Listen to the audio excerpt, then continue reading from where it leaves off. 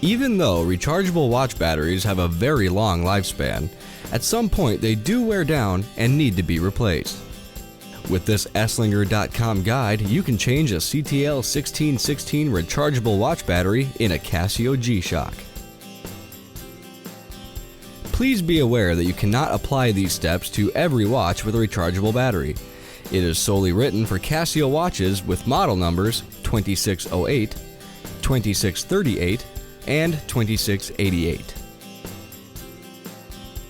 The tools you will need are a watchmaker's flathead screwdriver, a screwdriver block to remove double-ended screws, finger cots, a parts tray, a pair of non-magnetic tweezers, a pair of plastic tweezers, and a replacement CTL1616 battery.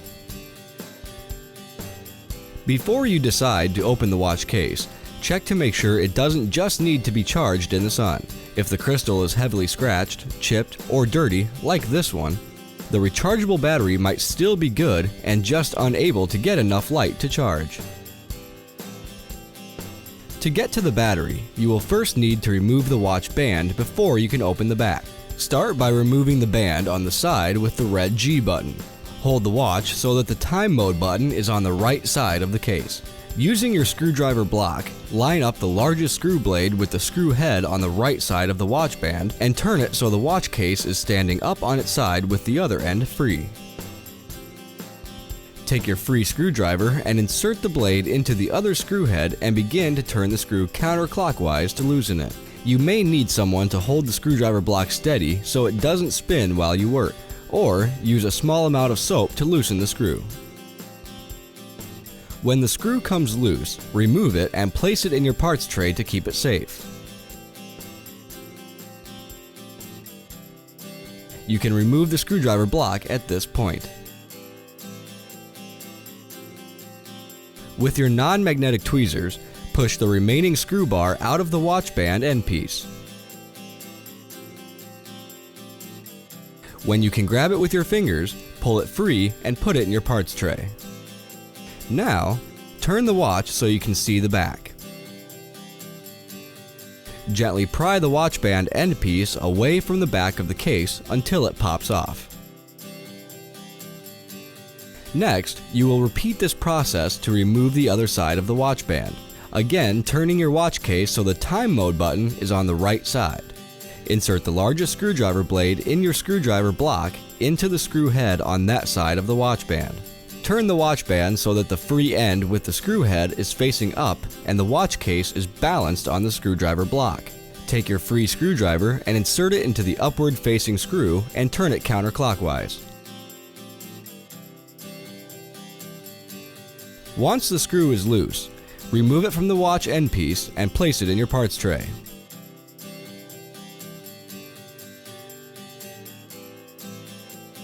At this point, remove the watch case from the screwdriver block.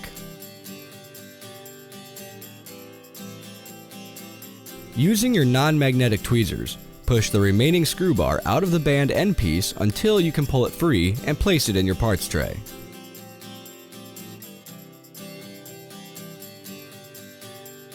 Now, all you have left to do is remove the watch band. Turn the watch case so you can see the back and pull the end cap away from the back of the watch case until it pops off.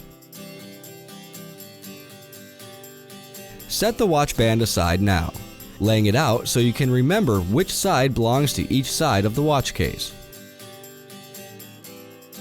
With the back of the watch case completely exposed, you can now remove it to change the battery. First, you should put plastic finger cots on your fingers that may touch the watch movement. Dirt, oils, and grease on your fingers can damage the inner workings of the watch, and the cot will keep that oil from transferring to the watch.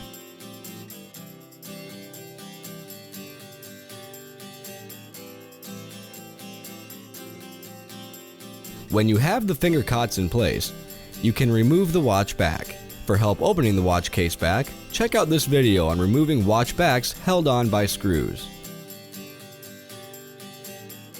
Carefully lift the watch back off the case and you will see that there are 3 springs of different sizes sticking out of the watch movement.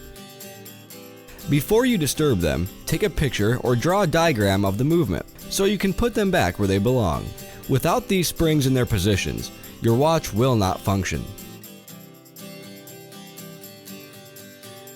When you have a diagram that reminds you where the springs go, carefully begin to remove them with your non-magnetic tweezers. The two springs close to each other on one side of the movement should easily lift out. Remove them and place them in your parts tray so they don't get lost. Remember that you can make additional notes on your diagram as you take the springs out to help you keep track of things.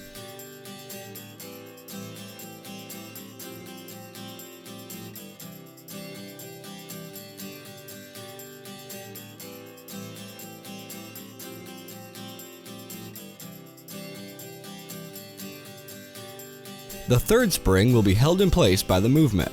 When you try to lift it, it will resist your tweezers. Leave that spring in place. It will not fall out during the repair, and removing it will only make life harder for you.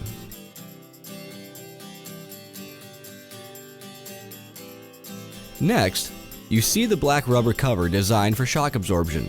Remove it and set it aside so you remember where it goes in the watch case. Do not worry if when you go to remove it, the white plastic cover under it comes out at the same time. Remove the white plastic cover now if it stayed on the watch movement when you remove the black cover.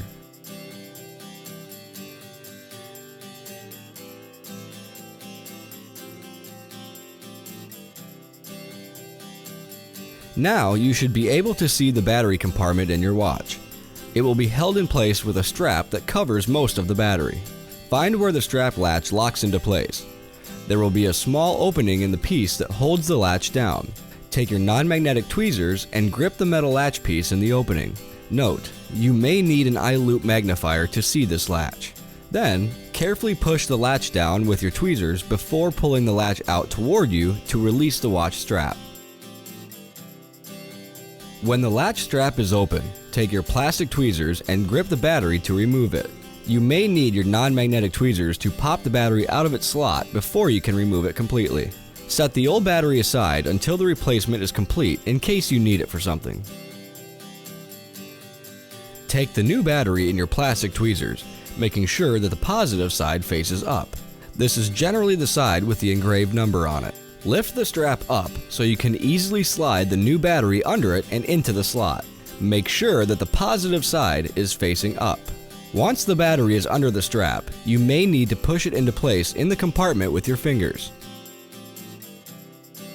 Now that the battery is in place, you can close the strap.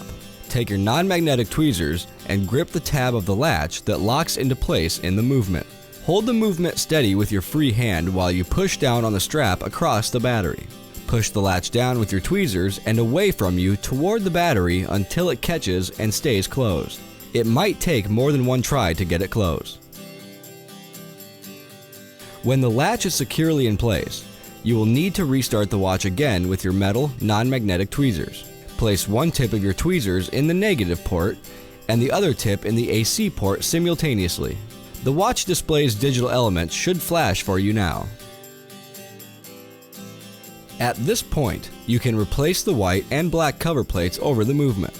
If they came out together, you can put them back in together as long as you make sure that the white cover is on the bottom and holes for the contact springs are lined up with the holes for the contact springs in the movement. If the cover plates were separated, insert the white plastic cover first and then the black rubber cover, making sure that the holes for the springs line up with the holes in the white cover plate.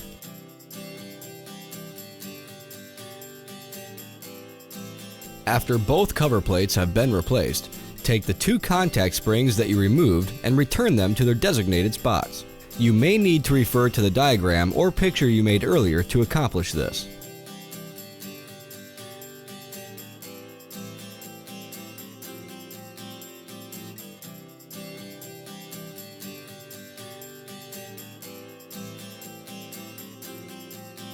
Then, when all the watch parts have been put back where they belong in the watch case, it is time to close the watch case.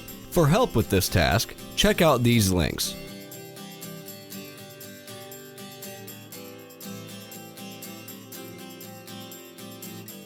Now you can replace the watch band on the watch case.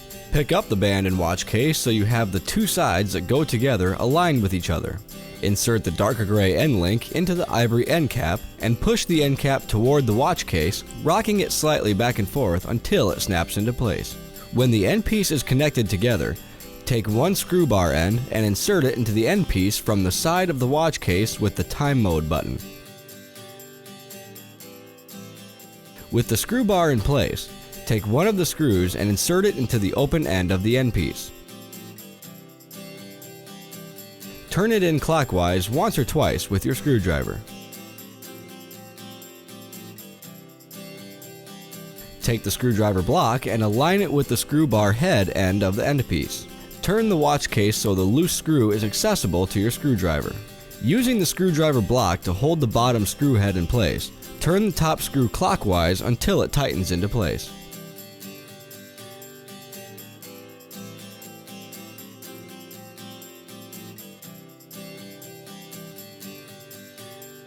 Remove the watch case from the screwdriver block and turn it so you can reattach the second half of the band into place.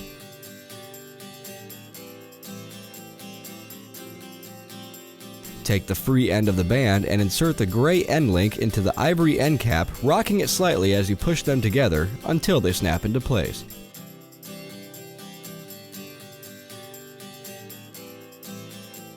Take the last case screw bar with the screw head end. Insert it into the end piece from the right side of the case, the side with the time mode button.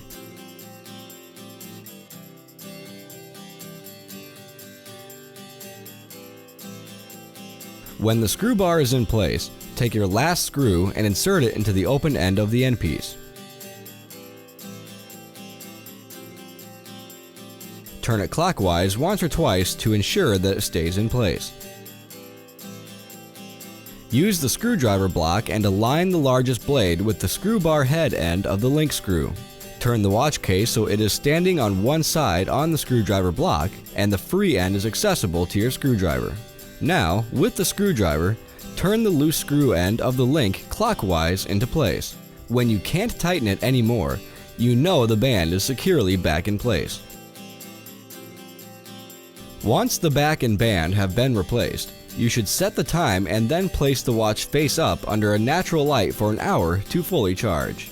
At this point, you should look up your local battery recycling center so you can safely recycle the old battery. Rechargeable batteries can be very toxic, so they must be properly disposed of. To learn more about watch repair, visit Esslinger.com's impressive learning center today.